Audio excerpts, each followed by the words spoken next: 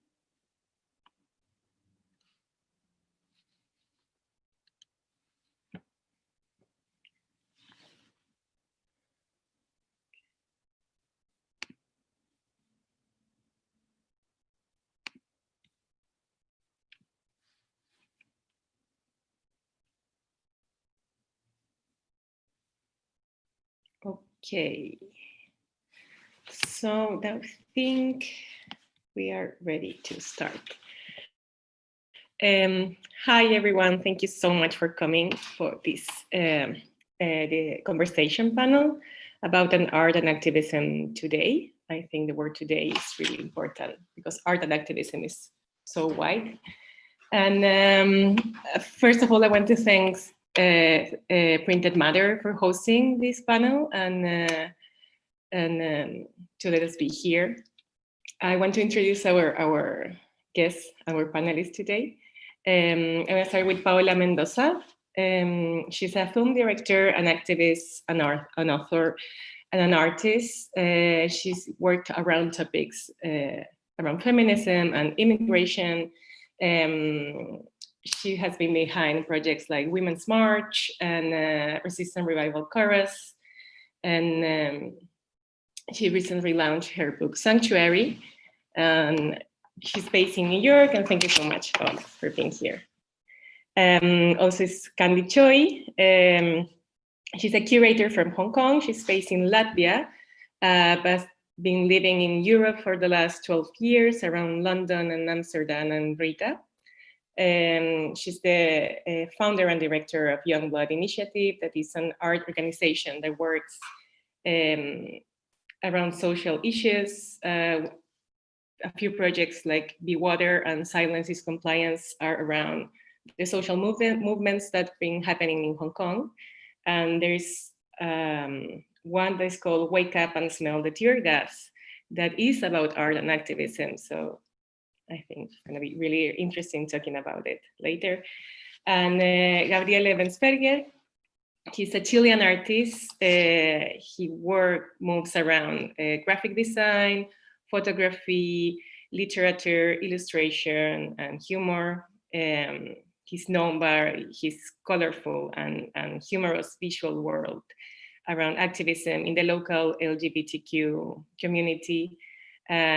He's the author of Gay Gigante, Libro de la Tristeza, and so many other things that we're going to talk later. Thank you so much for coming. This discussion panel, I'm Antonieta Landa. I'm a curator. I'm the founder and director of AL Works. That is an organization that brings Latin American contemporary abroad, and also we organize cross-cultural exhibitions. And this panel is on the frame of our latest project, that is To the Streets, that gathers artists from Belarus, Chile, Hong Kong, Lebanon, and United States that make pieces around the protest that is happening in these countries, that they've been rising for many different reasons, but there is a global movement happening, and this is what this scene wanted to talk about. Gabriel is one of the artists of the scene. And well, thank you so much for coming. I think we can start now. And what I've mentioned before, I think the word today is really important about the activism and art, because I believe there is kind of a common place to think about activism and art. That is the idea of what was happening in the 70s, and there's been so much history from then until now. And I believe the three of you, the guests we have today, are really good examples of how you have been working in different places and in different platforms that are examples of this. And I would like to start with Paola with a question to you about your performative work that has been directly on the streets in protest, and specifically what you have done with the Resistance Revival Chorus. And recently, two things, the performance you did in Jackson Heights are related with the COVID victims, and most recently, the project Joy to the Polls. If you can tell us a little bit about it. Absolutely. First, thank you, Antonieta, for having me here and being on this panel. And thank you to Gabriel and Candy also for all the work that you are doing in your respective countries. As we all know, the United States has been a particular kind of disaster these past 4 years, along with its own disastrous history before then. But these 4 years, personally, I've looked often abroad for inspiration to see both what people are doing on the streets and what artists are doing. And we have much reason to celebrate here in the United States because on Saturday, it was announced that Trump officially lost the election. But what I learned in these past 4 years, my work before Trump's election in 2016 was I was making movies around immigration, and all of my films were very socially aware and active. But once Trump was elected, I made a decision as an artist to work at the intersection specifically around art and activism. And I myself was exploring what that meant. And in that exploration, I came to many, many realizations, but specifically to your question, one of those things was the Resistance Revival Chorus. And the Resistance Revival Chorus is a group of 60 women, mostly based in New York. They come together to sing songs of resistance, very much inspired by many songs of the Civil Rights Movement, looking to the artists of the Civil Rights Movement here in the United States in the 60s to see how art can support, can be part of the movement, can push the movement forward. And the basis of the Resistance Revival Chorus is that we believe, inspired by the poet Toy de Courtoret, where she says that joy is an act of resistance. And so we really took that idea of joy being central to the chorus's mission. I mean, it came from a very personal place, and that was it. As activists in 2017 against Trump, we were exhausted and heartbroken and didn't have a lot of joy in our lives. And so we created this chorus to bring joy to us, but also to people. And I don't think it's an accident, and I don't think that we as a chorus and the organizers of the chorus take credit for where we are today, but I do think that we are a piece in that puzzle.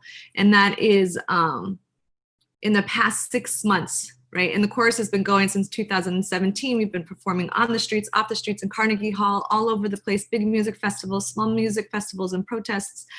But we started to see a push around joy. We saw there was a group led by Hank Willis Thomas, a visual artist here, called the Wide Awakes, that was very much centered around civic joy, and it was bringing artists into the streets and being joyful and resisting with joy. Then we saw a lot of celebrities, America Ferrera, Kerry Washington, Leonardo DiCaprio. They created this thing the week before the election, a telethon on television around civic joy, bringing joy to people around voting. And then myself, and a few other women, Ailadi Stamps, Sarah Sophie Flicker, Jenny Suss, we came up with this idea called Joy to the Polls, which was to celebrate and bring joy to us voting.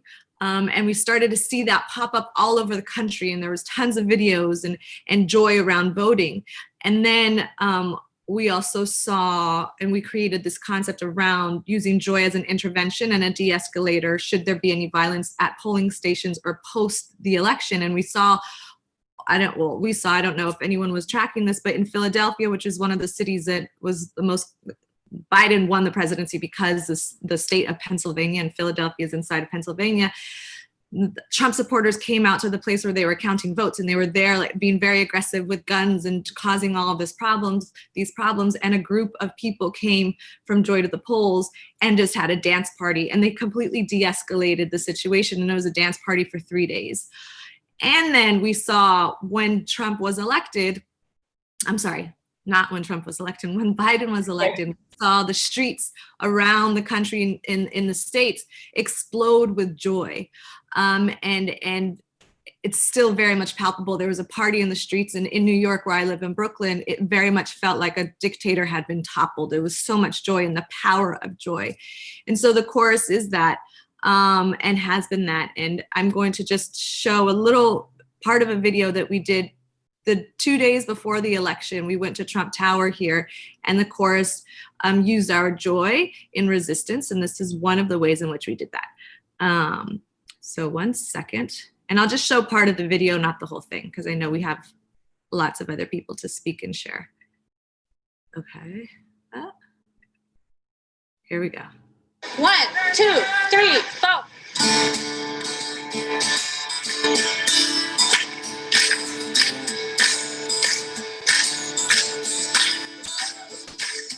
I'm gonna tell you fascists, turn my piece aside, where there's people in the world, and we getting organized. You bound to lose, you fascists bound to lose. Oh, you fascists bound to lose. Oh, you fascists bound to lose. Oh, you fascists bound to lose. You bound to lose. You fascists bound to lose. There's people in every nation marching side by side, where they're marching across some fields where a million fascists died. You better lose, you fascists bound to lose. Oh, you fascists bound to lose. So that is just a small example of what the chorus does. And I feel like I've been talking a lot, so maybe I can answer the question around COVID the next time around. Okay, sure. Thank you, Paola. I love the approach you have that is with joy and not, I think the audience get it in a very different way. I would like to continue with Candy because I've been very impressed of your work as a curator with Young Blood Initiative, and all you have done with the organization. I would love if you could tell us a little bit about how this initiative started and how you can make it happen globally, because you have done exhibitions at different cities at the same time, and how do topics resonate, or these social topics can resonate in these different cities that it's been mostly in Europe, but how you can notice this difference? Yes, hi everybody. Thank you for having me. Looking forward to exchanging with you.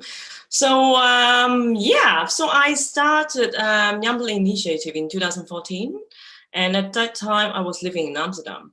So basically, the whole idea of it is, I think we're all kind of looking for a meaningful community among artists, not really like a competitive environment. Because actually, before I moved to Amsterdam, I used to live in London. And there, artists are really competitive, and you can see commercialization like a lot.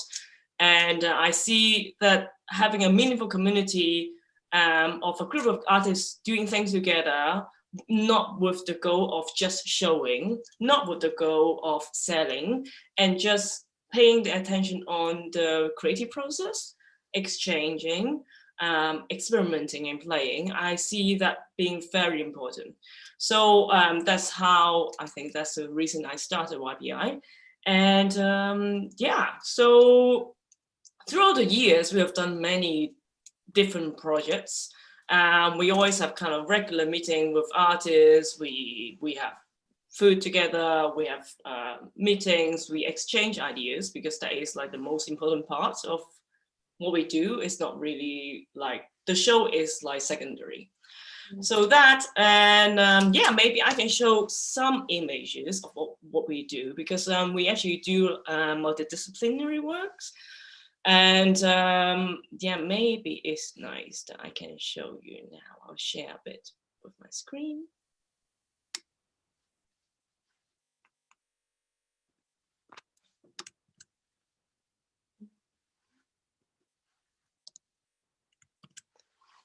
So, I'm sorry, my computer is a bit slow, but yes, I'm here. So we work with many artists in different places. So now we are based in London, in Amsterdam, and in Berlin. We also collaborate with organizations in Finland, Korea, etc. So the group is also kind of multidisciplinary, and we work together with artists over the years. So it's not like, okay, we see you this time, and then next time by we see somebody else. It's not really like that, but it's all about growing together and doing things together and inspiring each other. So some of the works include this. One of the pieces in London, that was actually the first show in London, actually. Back in 2016, oopsie, yes, sorry. And then one of our earlier performances in Amsterdam, performance art piece. So we also work with different senses. So we don't really just work with visual art or just performances, but we are also working with smell, etc., etc. So yeah, engaging with the public, etc. I'll just quickly pass through this, so not too boring. This is also one of the moments of the organization, that is we collaborated with a Japanese organization that was started in Tokyo. So this organization is well, mainly doing auctions in art, but non-monetarily. So this is also quite important. I don't know, we can see this as some sort of act of activism in a way, to go against commercialization of art or capitalism or whatever. So you actually buy works with something you can offer. So that's the community there. So I'm going to exit the share screen and continue a little bit. So that's about YPI, and I think we do see the differences in different interpretation of the themes, especially because the subjects we work with usually are very connected to what is happening in the society at that point. So, for example, one of our latest projects, Wake Up and Smell the Tear Gas, is on art and activism. So basically, it's like kind of more exploring what art could do in this situation without us necessarily taking to the street, and what activism means.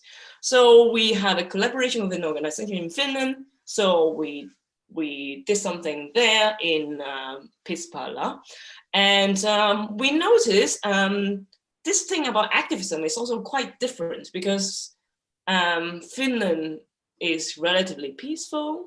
It's an affluent country, so they don't really have like this kind of urgency in terms of doing things for activism. So that we can see the differences in interpreting a certain theme, but I believe that was more a matter of taking a different angles. For example, for them, maybe activism is more like in daily life. or for them, many people protest against like nuclear plants building or nuclear energy, that kind of thing, which is different from what we fight for. But in a way, the essence are still there. So that's how we can still communicate and we exchange ideas. Yeah. So yeah, maybe I just pass it back to you to let the next person talk. Oh, no, thank you, and I would love to come back then after for the project that smell the tear gas, because well, we can come back to that later. Gabriel, thank you for being here. And when you launched your graphic novel, Gay Gigante, Gay Giant, was immediately a big hit in Chile, and then you like edit it in more countries. And I personally love this book. I think it's beautiful, and I like that it's very personal. And do you think that the fact that it is very personal with your experience, that's why, or is one of the reasons why it resonates so deeply with in so many people? Well, first, hi to everyone. Thank you, Gandhi and Paola. I think you are very inspiring. Thank you for your question, Antonieta. I think it's one of the reasons. It's a powerful one, but when it came out in 2016 in Chile, it was a very unusual book. It's very pink. I have here. It's quite impossible to miss, and it has the word gay sort of screaming in the cover. Chile is a pretty conservative country. The minimum wage is very low, and the books are very, very expensive. So it was insane what happened. It was that we had to print books in a month again, and then that whole summer the books just flew from the I don't know how to say it, but I had also been working already for a couple of years under the alter ego of Gay Giant. I used it on an LGBTQ online radio show I was working on. So back then I was already sharing personal stuff, and it was sort of intertwining itself with this comic strip I did online, and then the idea of the book came out, and everything just sort of became sort of a perfect storm. And afterwards, the book even ended up in libraries, being bought in for all the libraries in the public schools in Chile. So I had the surreal experience of that, and even going to some schools and sharing with students. And so it was sort of like a surprise activism for me, because it started as a personal exercise of a cathartic thing. But afterwards, for me, it was a surprise that it started connecting to more people, and I got to see how our community started to happen online, mostly. And what ended up happening after that is that community is still growing online, and it connected with the protests that started last year. So to me, what I learned from making the book and sharing it was how the personal is very political, and how useful it is to connect personal experiences and see oneself in the other and help each other, and I mean, together we can make very powerful stuff. So If you want, I can show you a little bit of the beginning of the book. I have it in English. I would love to. Yes. Oh, but first I'd like to show you a little trick I did in the book, which I think it was like a social experiment. No, this is I'll show you the Chilean version. This is the Mexican. If you turn this part, I don't remember the name of this, but if you turn it like this, like so, you have a fake cover. So you can, the joke was that you can, here it says that you can read it safely in heteronormative spaces. But it was a joke, obviously, but the funny and sad thing is that it ended up happening literally for some people. And I started hearing stories about people who received, you know, nasty comments when they were reading the book. So they ended up using the joke to bypass a bad moment. So I'm gonna share the screen. I've done it like twice in my life, so I hope it works. It's working? No. No? There's a green, Okay. there it is. Yeah, success. Okay, so you have already seen this.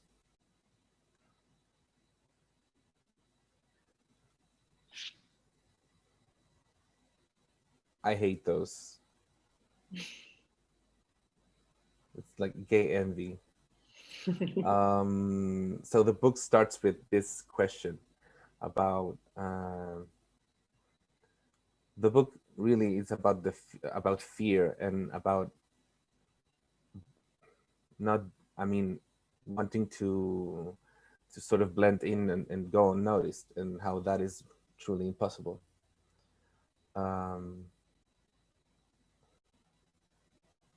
So it starts with some moments where when I started wishing that. Of course, in reality, they were very traumatic, most of them, but here they are funny. My favorite one is this one, when I was picking up the phone.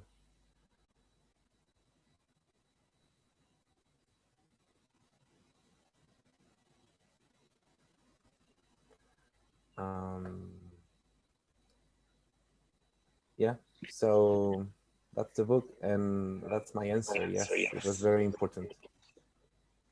Thank you. And I while you were talking, I was thinking that I guess all activism is personal. I mean, that's what makes you move. I have a question that is open for the three of you, whoever you want to take it. That how do you see art as a tool of change? Because we can understand how can it happen in an intellectual level, but on a practical level, how do you see the effect of it? How you like when maybe it can take a long time, or maybe it happen immediately on the streets, but how you can see, how can you see it? I'll jump in with that because I spend a lot of time thinking about this. I think that the power of art has many different moments in which it can help change and help influence where we are in various moments in time. But I think in many respects, the most important thing that art can do is help shift narrative. And when I mean narrative, I mean like the cultural narrative that what the city, the country, the world finds itself in. And I think that when we are able, and I'm talking specifically about art that is connected to trying to create social change, when we're able to shift the narrative around an issue culturally, when people begin to see something differently, believe something differently than what has been believed or seen before, it is inevitable that then policy change happens.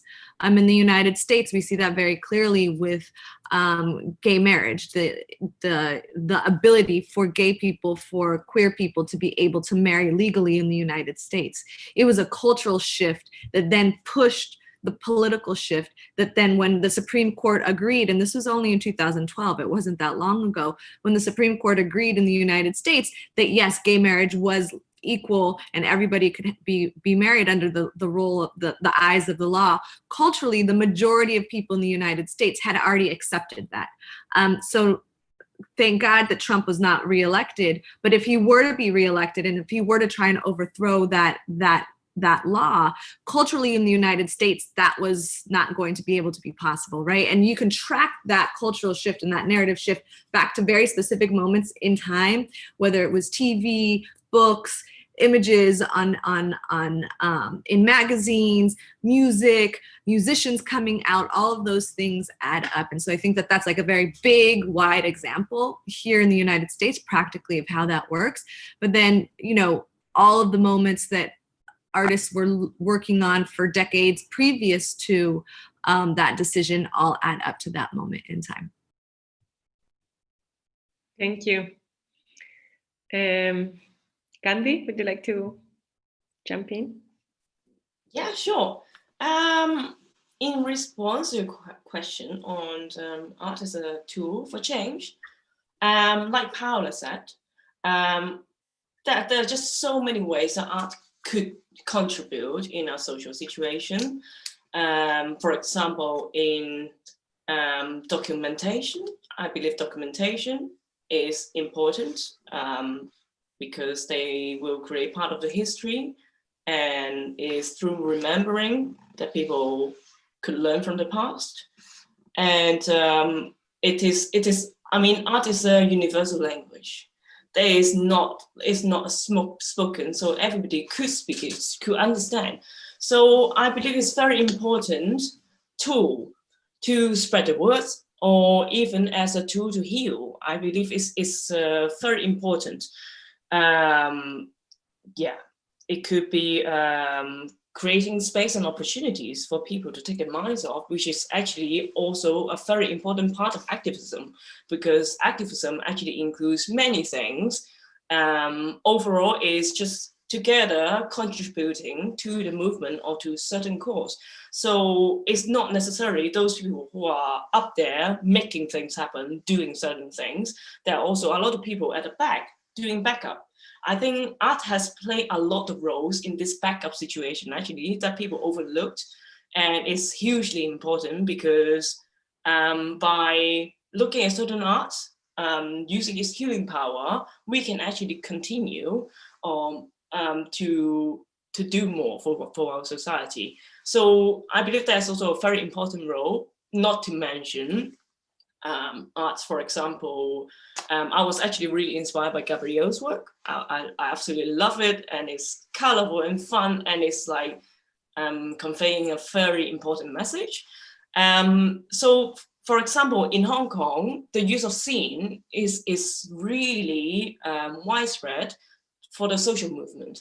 You can see a lot of people using the zine to talk about what happened, about police brutality, because you have to remember that, because history could be erased very soon by China. Or there are people who release zines on self-care, because there's a huge amount of news and then all this live stream of protests over a year time. So for many people, it's really intense for your mind.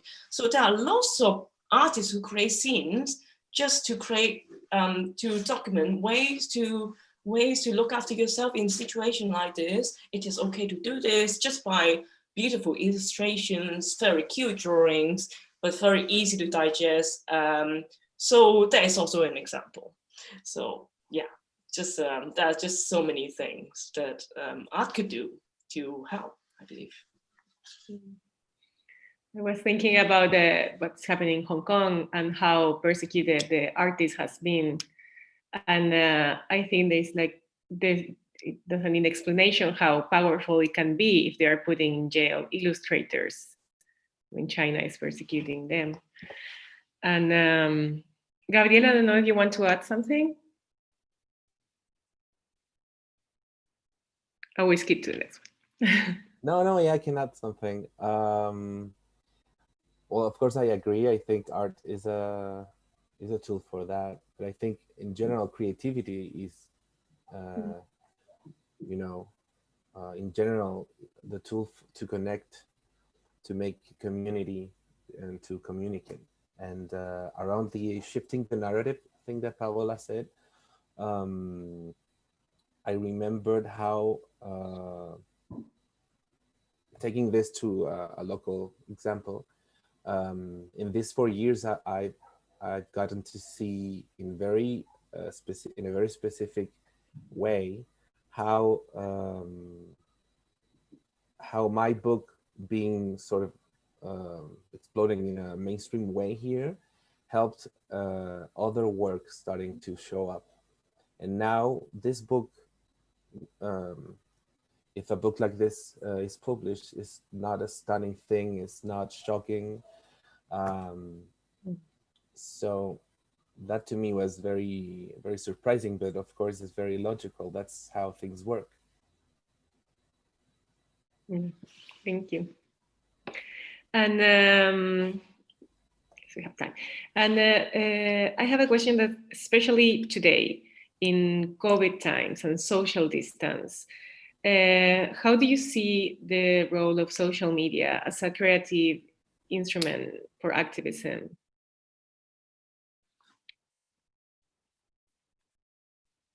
Candy, if you would like to. Yeah, sure. I think so. So obviously, social media is part of our daily life now. So it is actually hugely important in spreading the words, for example, because actually, I think I get a lot of information on protests, when certain things is happening where, on social media. So it is a very helpful tool in communicating. It's also very useful to spread a certain message through visuals, with very condensed messages, so people can actually digest that in a couple of seconds. So that social media is hugely important in our times right now. But obviously, there are definitely two sides of the stories. So actually, the other day I was just listening to quite a known scholar in Hong Kong. We're actually basically talking about how social media is playing a role in pushing the two sides to be more extreme. So in a way, it's also has this impact on it because the algorithm actually works with content that actually attracts more clicks and more attention. And usually that happens when people are arguing. People are fighting on both sides, then there are more people who want to protect their side. So it becomes a very popular subject, and thus subjects like this usually get more attention and they are usually pushed further upwards. So it is through this that the two extremes are going further outwards. So social media definitely plays a very important role in that as well. Yeah, I'll just leave it to everybody else to discuss. Go for it. Okay.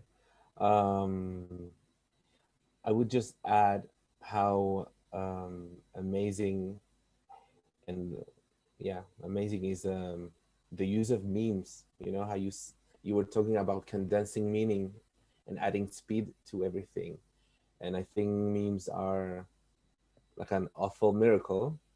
But of course, it has a negative side too. Sometimes it seems like we are all standing on a global square screaming at each other. But I do enjoy memes, and I'm thankful for these tools that we have, because the speed in which processes are happening, it would have been impossible before. It took decades, and now we are it's dangerous, but it's taking less time, and I think moreover we can have a support from more people from other parts of the world, with more information, with contrasting experiences and memes. I don't know, Paola, if you want to add something to that. I'll just say that I agree. And, to me, social media, obviously, has been said, there's positives and negatives, but the positives, it's short form storytelling. And there are people that do it incredibly well, whether that's visual or whether that's writing, whether it's memes, whether it's short form storytelling. And it is also a great equalizer, in which any and all sides, any and all people have access to telling their stories in their own way and in their own voice. And the creativity by which we tell those stories has already had both positive and negative, but definitely we've already seen the impact and the change directly from social media. Me Too being one of those movements that ultimately was people, mostly women, sharing their own stories. And I think that is the power of social media as a tool for both social change, but also art as well. Great, thank you. And I would love, Paola, if you can tell us, because we don't have too much time left, but if you can tell us a little bit about how the performance in Jackson Heights, how was it about? Yes, absolutely. I will keep it short. I'm gonna share my screen here. But basically this was the anniversary, to say it that way, or the moment when we hit 100,000 deaths, 100,000 deaths, sorry, in New York. And so the epicenter of COVID in New York was a community called Jackson Heights, which is very immigrant heavy, essential workers, working class, immigrant community. And so we took about 100 people, mostly women, to Jackson Heights to mourn. This is obviously right close to the election. And the way in which we did it is we went through the neighborhood and we listed the women that were participating, said the names of all of those people who had died, and we walked through the neighborhood dressed in black with candles and announcing people's names, because what we haven't been able to do here in the United States is mourn either privately or collectively. And so this was our moment to mourn collectively in a community that was hit very, very hard by the virus. And these are some of the images walking through the community. And so people are on their phones because that's where the lists of names were. And I was very unapologetic about making this also a political moment. As has been said before this, the personal is political. And so it is the ineptitude of the Trump administration that got us here. And we as a people have the ability and the power to quite literally vote him out, which we did, thank God. And this, also just going back to your initial question, Antoinetta, about social media, this was shared on social media. This was storytelling via social media. And we also had a violin player both start the night and end the night. And so this is at the moment where the violin player was closing out the evening, and we were in a circle in the middle of the street. And the violin player was closing out our moment with music. And we called it the Mourner's Walk, is what it was called. Thank you. I love that work. I think it was beautiful. Thank you. Sorry, I'm going to stop my share screen. And if we have a little more time, Candy, if you can tell us about how was the experience with the project Wake Up and Smell the Tear Gas. If you can tell us a little bit how it was about. I know it's about art and activism, but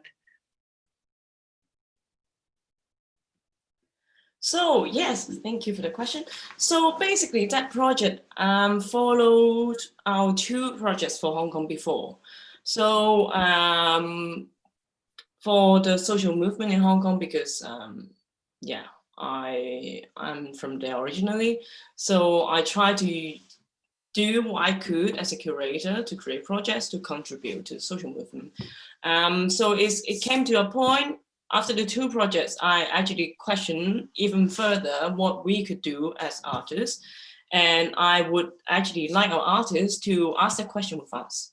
So as it started, because there are many artists who are like, well, but I just paint. Well, why do I have to do anything with activism? In a way, it is true, but in a way, it could be a form of activism in itself. Maybe it could be something very small.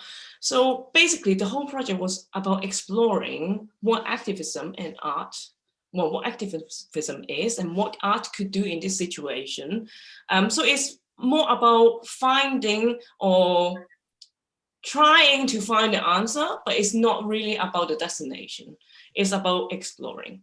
So along the way, we actually discover a lot. So it is a project we work with artists in different countries.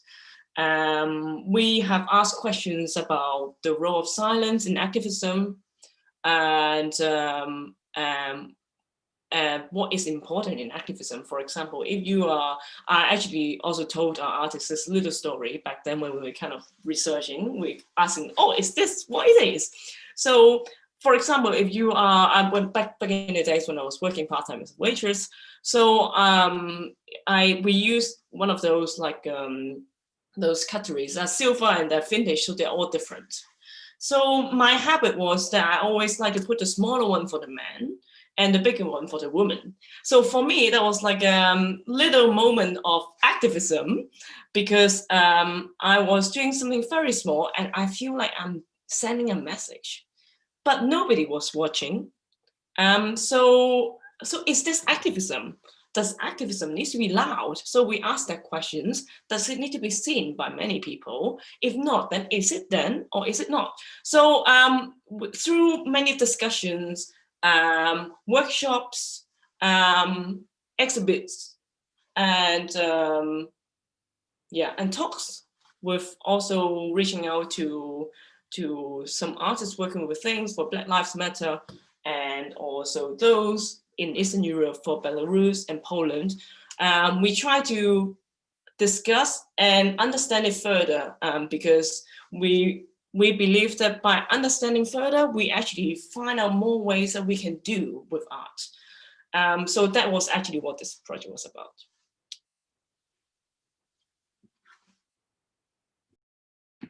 Sorry, thank you, Candy.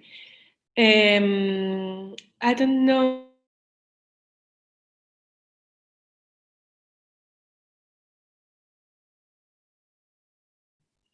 Believe.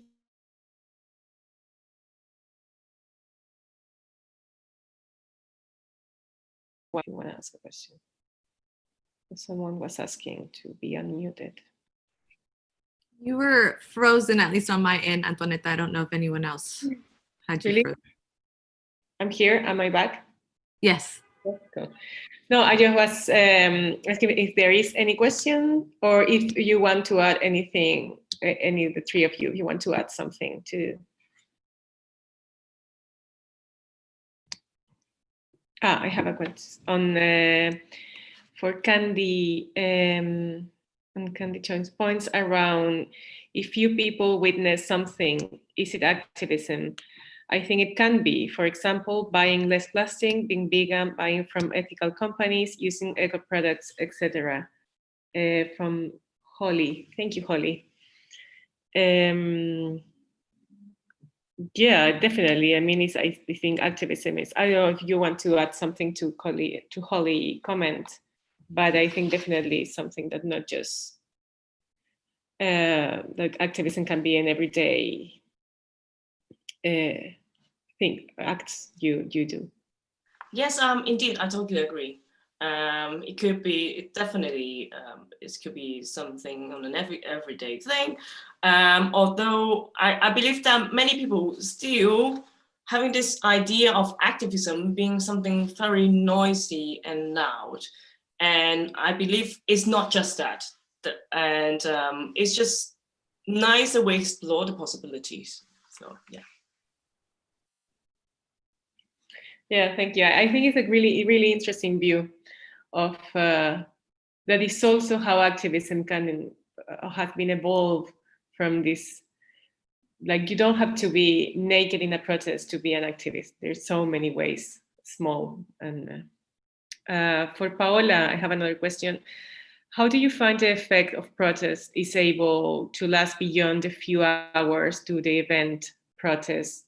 And what are some strategies to extend the timescale of protests from HADMI? It's a great question. I think protest is not just about going out to the street for as long as the rally lasts. Protest art is not for just the moment when we were out in Jackson Heights for the 3 hours that we were creating that moment in time and leading up to it. Progress is not continuous, nor is it guaranteed. And so while we're working towards the progress that we want, it is just one step forward. And I think the secret, if there is a secret to, as you say here, extend the timescale of protest, is to engage with people. I don't think that protest lasts if it's just an individual act. Obviously, an individual act can inspire a moment of protest and can create change, but what you need is community engagement beyond just yourself. And I think that is also why art has the power to help with that, because we as artists, at least I as an artist, I don't necessarily just create for myself. Obviously, there's things that are personal, and I'm assuming Gabriel, when he wrote his book, he was writing it for himself too. But there's something beyond when we're creating that is just not about us, right? When I write a book, I'm not writing the book for me, I'm writing the book for others. And I think that is the critical component of both art and both protest, is to engage truthfully and honestly with the community. And I think those are some interesting parallels around protest and art too. I think that the best art is the art that is closest to the truth. We as artists are constantly trying to get to the truth. And I think the most impactful, lasting protest is when you are trying to find that truth, because so often truth is parallel and aligned equally with justice. And so if we think about it in that way, art and protest can, if and when we want them to, live in a parallel relationship to one another and trying to get to ultimately the same goal.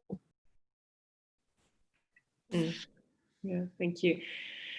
There is, I don't know if there is any more questions here. I just see a comment, but because we are running out of time, I just want to say thank you everyone for coming. Thank you so much, Gabriel, Candy, and Paola. And thank you, Printed Matter, for hosting this and for hosting the exhibition of To the Streets that is on view until November 25th. And this is going to be on the Printed Matter YouTube channel. So if you want to, for the people who came later, you want to see the beginning. And I don't take any more of your time. Thank you to be part of this. Bye, guys. Thank you, everyone. Bye.